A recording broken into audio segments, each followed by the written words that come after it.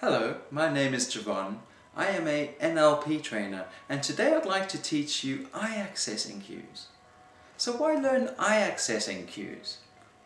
There are several good reasons. One of them might be because it shows you how to read what's happening inside another person's mind. It's a way of recognizing how somebody processes information and what they do with that information. So what we know is that a lot more information is stored unconsciously than what we carry around in our conscious awareness.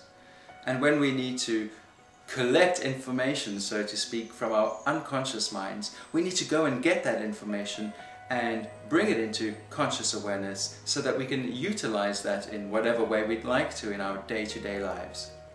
Now, a majority of people look to the left with their eyes, either very briefly or they're kind of staring off and actually twisting their heads around to the left in order to recall and retrieve past information.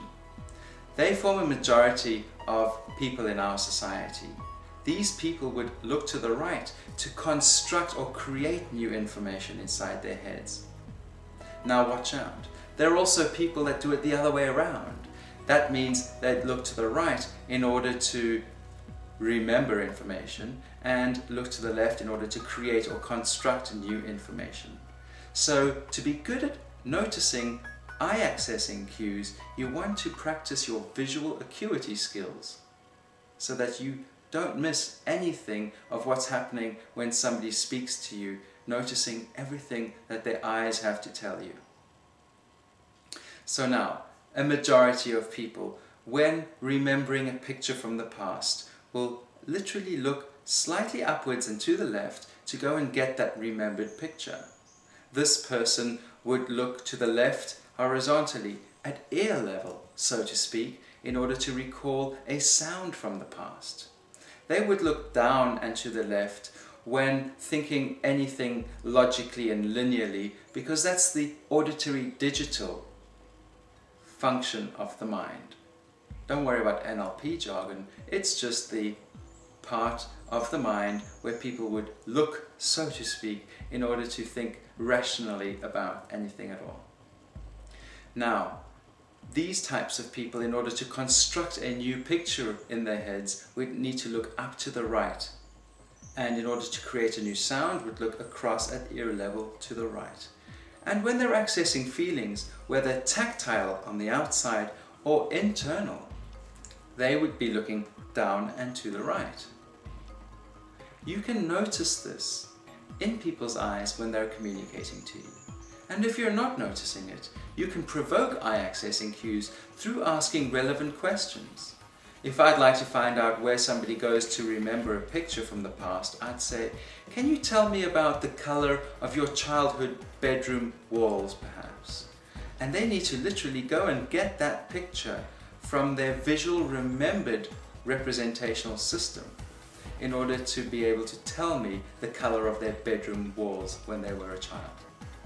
Once I have that information, I will know that that person goes to the left for remembered and to the right for recall, and I won't have to ask any more questions. But if I'm not sure, I can ask other questions. I might want to check that, perhaps they go to the right for a constructed image, and I'd say, can you imagine what a sunset would look like if the sun was green? Or whatever color the sun is not. In order for them to create that image in the head, because that would tell you then how they're processing information. So how would this be a useful skill in your life? Well, think about it in a courtroom. Someone's in the stand, ask a few questions so that one can elicit information about how they access information inside their own heads, and then ask them to recall something from the past. And if they're constructing it, well, that's a lie.